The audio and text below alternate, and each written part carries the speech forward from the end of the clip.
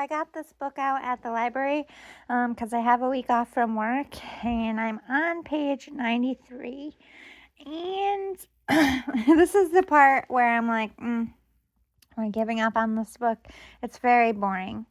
But, just like this is kind of like a horror sci-fi book. So just like in the movie, it takes a minute to get interesting. Like, I think they're building it up the same way. Long story short, I don't want to say too much if you want to read the book. It's not a horrible book. It's just not scary enough or mysterious enough is what I'm getting at. So it's not like it's a horrible book. It's entertaining. I'm reading it. I'm not trashing this book at all. It's an interesting concept so far. I probably will finish it. I'm invested in this much, but it's so boring to me that every time I read it, I fall asleep. So I'm going back to the library tomorrow. So if I get more of a dent in this book tonight and I don't fall asleep, I'll finish it. But, honestly, it's really hard for me to find suspenseful books that entertain me because I'm a writer myself. I kind of see what's coming or where it's all going. And not that I see what's coming with this book. I just feel like it's not really interesting to me. I'm not really invested in this character. I think she's kind of dumb. Like, I'm reading it and I am like an outdoorsy person. And it's just like, it's like watching the scary movies and like the main character has like 5 opportunities to escape and she's just stupid and she, runs by it or just ignorant. And I'm like reading the book like, ugh. Just getting frustrated at her own stupidity. But long story short, it's this couple. They're on their way to her sister's wedding in Germany, and they get caught in like a snowstorm. Their rental car is shit, by the way. They got a total hoopty, and it just kind of died in the middle of the road in front of this abandoned resort. So with no one around and nowhere else to go and the car freezing, they walk up to these abandoned cabins and they find one with a fireplace and a door and stuff, and the husband, makes sure it's safe. Anyway, she wakes up in the morning and her husband is gone. Like, there's no trace of him. There's no sign of a struggle. There's no footprints in the snow anywhere. So she's freaking out. It's like, oh, fuck, what do I do? She has a sprained ankle. She sprained her ankle on the way to the cabins with her husband. She fell. So she thought maybe her husband went to go get wood or try to find some help. So on her hurt ankle, she gets up and fucks herself up more. Anyway, has not found her husband yet either.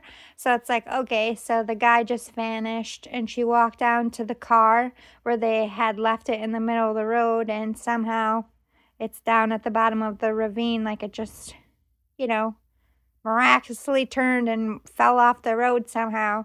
Again, no sign of her husband. So to me, I just feel like her sister's getting married. There's bad blood. Her parents left all their money to this girl and not the sister. So I kind of feel like this is all planned. Like they wanted her dead in some way. Because how else does the husband just disappear? But in the prologue, there was, talk of another person that had gotten stranded there, and they were running from something, and basically the last thing that happened to them was one of the cabin doors blew in and they were killed by something. So it could be supernatural, but I just feel like at the end of it, the twist is going to be it was the sister and the husband working together, some crazy shit like that, or ghost-like stuff. I don't know if it's interesting enough. I've never read Sarah Goodwin before. I don't like trashing writers because this is not a bad story. Like, I'm just saying it as like a writer's perspective and somebody who is like an outdoors person. I live in Syracuse, New York. The snow and the cold I know well. I know how to survive and adapt. I just don't feel like it's realistic. Like the part of the book where she's like basically finding sticks on the, like not even big sticks, like pieces of like tiny sticks, and that's supposedly supposed to keep her warm for a while. First of all, that would burn in 10 minutes. You know what I mean? Because it's dry, it's been in there, and they're tiny pieces of stick. So it's just like, ugh. There's details to me as somebody. I think if you are from a cold place, you're going to find this like annoying. I don't know. Sarah Goodwin could be from Hawaii and she just doesn't know the logistics. I'm not trashing it. It is a good story if you like what happened to so and so. I like more of like scare, thrills, clues, you know what I mean? So just like, to me this kind of feels like Hatchet, which I love that book in high school, but it also got boring to me because it's just the story of one person's survival. And, you know, that's interesting to some people. It's just not to me. I'm not interested in how somebody survives by themselves. I want somebody to be chasing them. I want the thing that she doesn't know, like she's in the story, like something's watching me. Like, but it really is just her imagination or playing off to be, which it could be ghost shit. Like, I could be just not giving this book enough of a chance. But I'm just saying, it's been really hard for me to find a good book. If anyone would like to recommend one, put it in the comments below. But I have one more. I've been watching this. This was on Netflix. They didn't have season 2, so when I went to the library, I was like, yes, because I'd have to pay for it on the other channel. So I have one more disc of this to watch, and I'm finished. I watched this last night. Fucked Up movie. Fucked Up. You little naughty little face. And I'm not going to ruin it. You know what I mean. Innocent Anna. No. Anne. I mean, not Anna.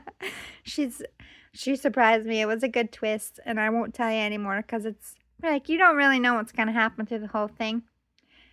You know, it was worth a watch. And it has 2 really good actresses in it. So you can't go wrong. And then today I'm watching Inside Out 2. I already watched the new Twisters. I was fucking so disappointed. I am so fucking glad I did not go to the theater. And for all the people that said it was nothing like the first one, there were so many parts in that movie where they were like ripping off Twister. Like her fake cry scene. You know, Helen Hunt had this amazing scene with Bill on the road, and, you know, they're yelling, like, she's like, you don't know what it means for it to hit this house and that house and come for you. It was like a big pivotal moment, and they like tried to do that like Helen, but you can't fucking pull it off. Don't even try. That just horrible fucking acting, horrible fucking shit, and I did not like it. I thought it was trash. Just gonna put it out there.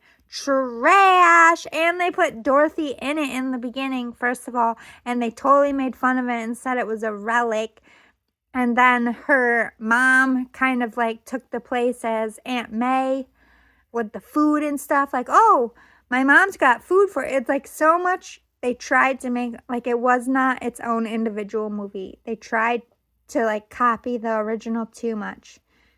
And like, if you remember the original Twisters, they had this big scene at a drive-in theater, okay? And in the movie Twisters, they're at a fucking movie theater, and the movie theater blows open and people die. Instead of being at the drive-in theater and running into, it's the same shit. It's regurgitated fucking bullshit, and it was trash, and they should never have remade it because I don't know about you, but I was a diehard of the original. I was so sad. Womp womp.